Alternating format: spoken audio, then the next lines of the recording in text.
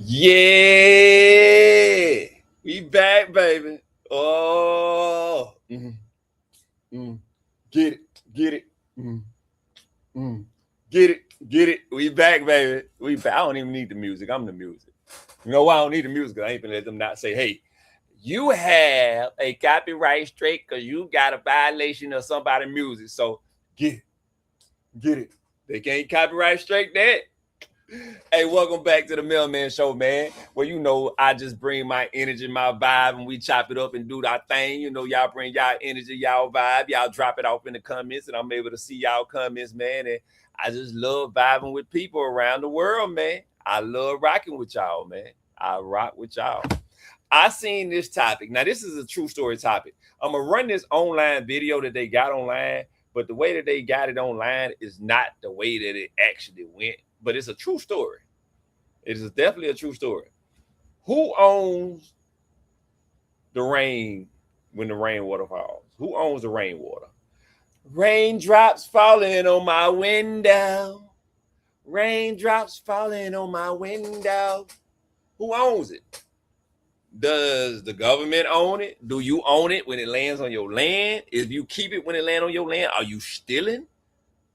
Like, who owns the rainwater? Oh, I thought that was just God giving that water to all of us to be able to have the liquid to keep our body nourished, right? That should be the way it is, but obviously it's not.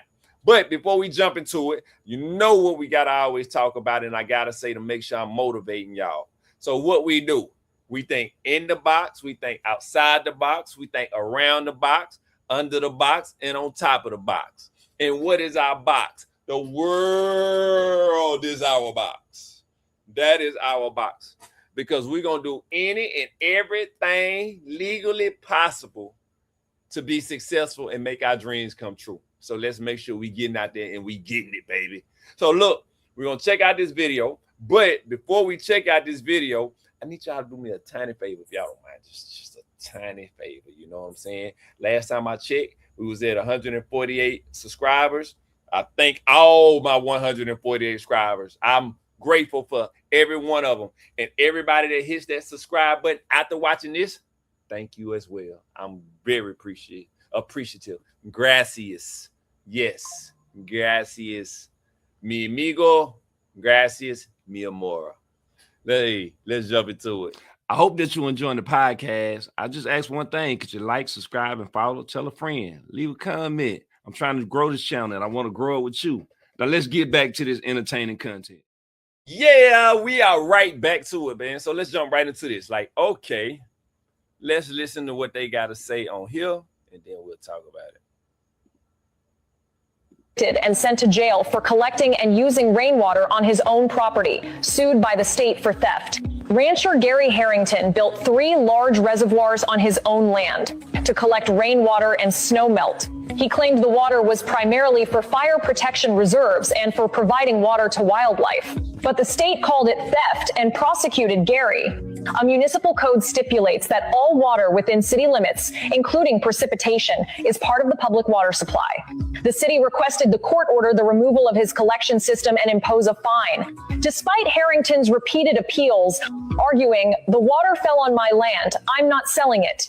I'm simply using it on my own property."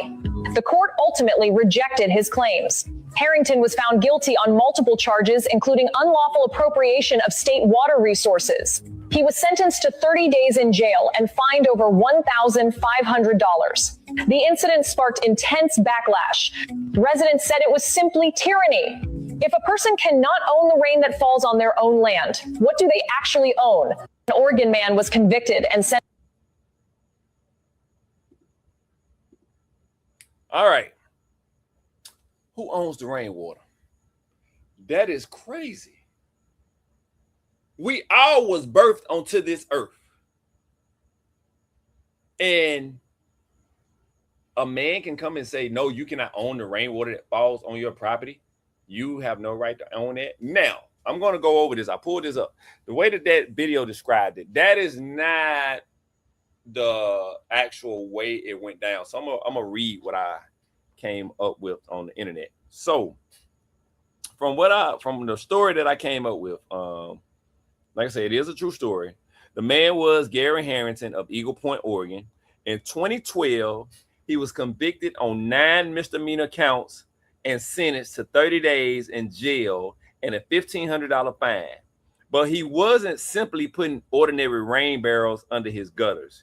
He had 3 large reservoirs that stored roughly 13 million gallons of rain and snow runoff. And Oregon said these reservoirs require water rights. In fact, Oregon currently allows rooftop rainwater to be collected into tanks on cisterns, something, I don't know, without obtaining a water right, provided it meets the state's requirements. All right. Let me see what else we got in here.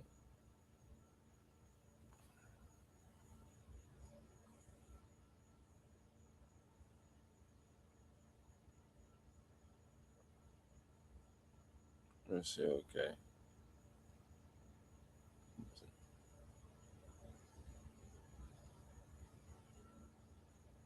You flows into.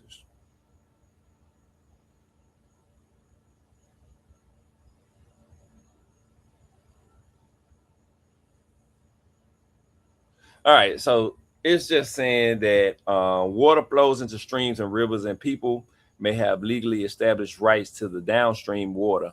That way, Western water laws, that's why Western water laws can regulate divisions and storage. Colorado, for example, historically had particular restrictive rules because capturing precipitation could interfere with senior downstream water rights.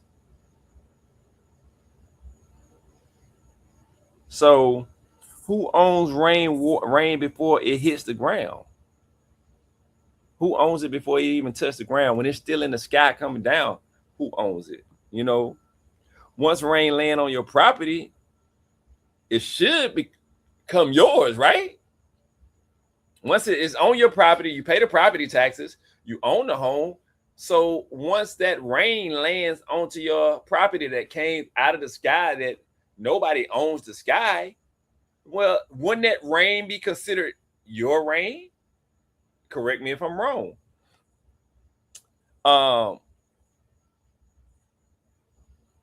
I don't see how collecting rainwater that's following in a wide area, generally just dropping down, would not be, how would I say,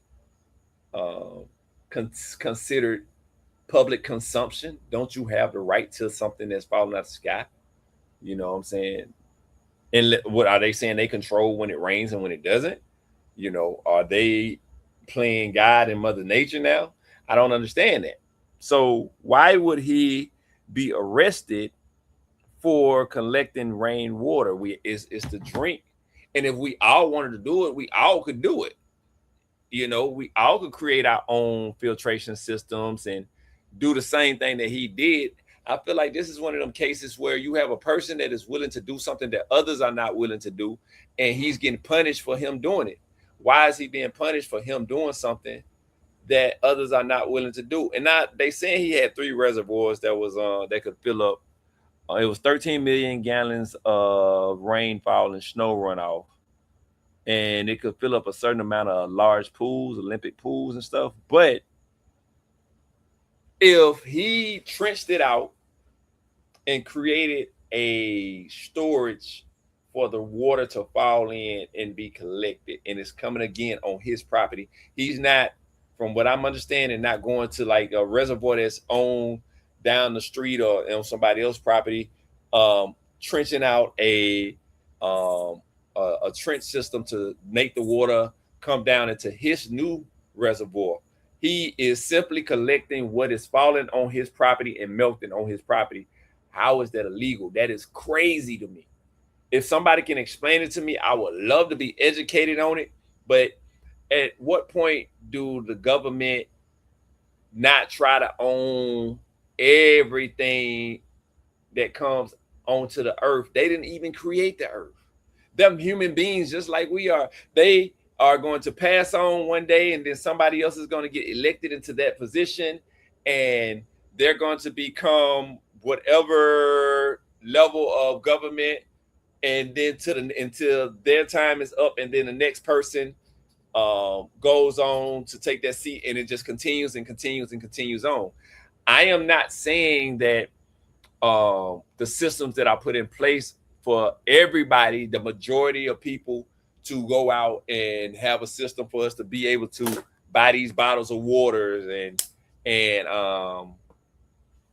have the lemonades and everything that we have to drink and enjoy that thirst quencher that we chase, to be able to say, I get it. But if this man is willing and able and doing the work on his property, then what point is it that the government is going to for? Let's talk about it. Come on, y'all. Make sure y'all go on there and check out Now You See Me. Copy out them hoodies so you can look good. Go on and jump in on that pre-order system. We got a dope pre-order system set up. So get you in on one of these pre-order systems so you can get you a dope hoodie for this fall and winter time. Rock with us, man. Let's get to it, baby. I love y'all.